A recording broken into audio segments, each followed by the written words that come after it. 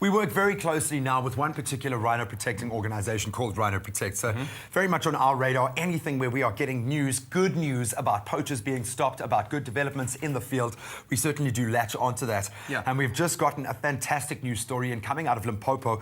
9 men suspected of a rhino poaching ring were arrested on a game farm in Lephalale.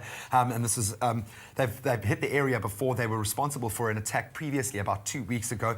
They were caught, can you believe this, burning fields, and that's their modus operandi. They burn literally all the felt, drive the rhinos, in this case calves, into an area where they can then be slaughtered. They confiscated cameras that they were using to shoot the farm, to find out the movement of the game rangers, the movement of the animals. So these guys have literally taken it to a paramilitary level. Wow. So fantastic stuff to see, first of all, that we are just taking a few steps on that side, the punitive side of catching these guys. So well done, a fantastic achievement. I think luckily for you, you were actually part of the story when we went to Inverdun last year and we discovered these 2 baby rhinos. And it's beautiful to see what people out there are doing to protect not only just animals as abroad, but a national treasure that it is to us. And I know that you were deeply touched. Oh man, fell in love with these 2 beauties, Bundu and Lavinia. I think they best speak for themselves, guys. Let's go back to Inverdun and the Klein Karoo to get a really feel-good story. Orphaned after their mothers fell victim to poachers, 2 young rhinos were rescued by Rhino Protect. Named Bundu and Lavinia, I visited them at their new home at Inverdun in the Klein Karoo. Last year, 668 rhinos were poached. 668 out of an estimated global population of just 25,000. While we take a huge amount of pride out of the fact that over 75% of the world's population of rhino is found here in South Africa, the weight of the responsibility that now rests on our shoulders to protect the species is almost overwhelming. A dedicated team care for the young ones until they can fend for themselves. Several private game reserve owners are cutting the horns off their rhinos in a bid to save the animals from poachers. Bundu and Lavinia, however, will keep their horns because Damien Verneau has had success with a revolutionary dye treatment. Is the legislation in place? Are the structures there to support your efforts? We have a great support from Cape Nature, from the local authority. But the horn treatment is a very new procedure, which hasn't been debated yet. For the legislation to allow us and every rhino owner to do this procedure and treat horn. We hope that with the support of the public and the media, we won't have long to wait.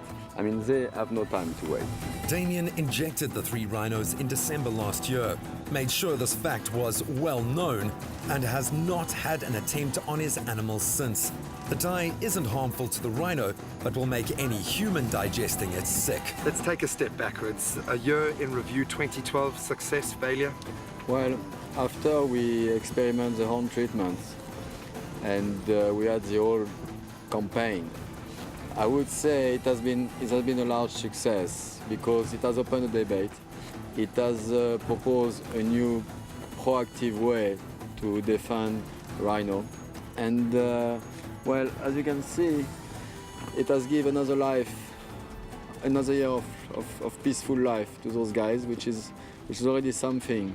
If this treatment sounds extreme, keep in mind that since January of this year, nearly 150 rhinos have been killed. The poaching has reached epidemic proportions in South Africa. Where do we stand in terms of the bigger picture, certainly here in South Africa?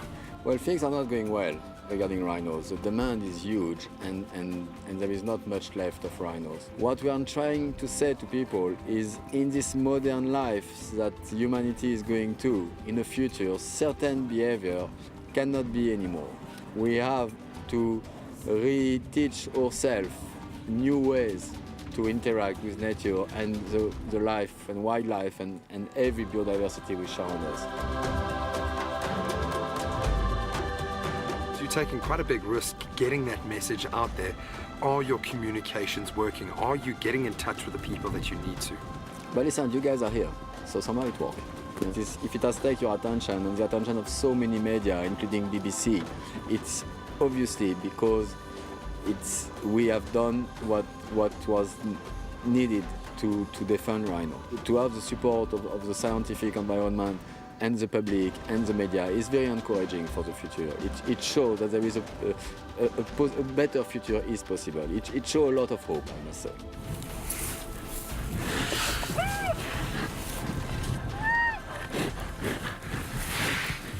Bundu and Lavinia will undergo the treatment on their first birthday.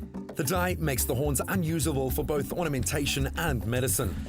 It's the Asian market that dictates prices up to $35,000, so the poachers are motivated and organized and won't stop at anything. More than 100 park rangers have been killed so far. The guys which are poaching rhino today have no limits. They will go everywhere there is rhino, including us. Bundu and Lavinia are settling into their new home. Other safety measures include tough jail sentences. Recently, prison sentences of up to 40 years have been handed out.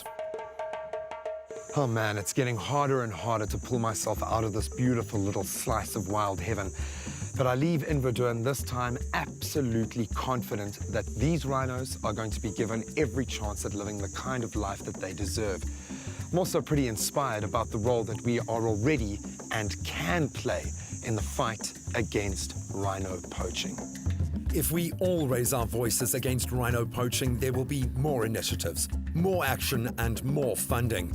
Visit Expresso's website for 10 realistic ways that you can make a difference.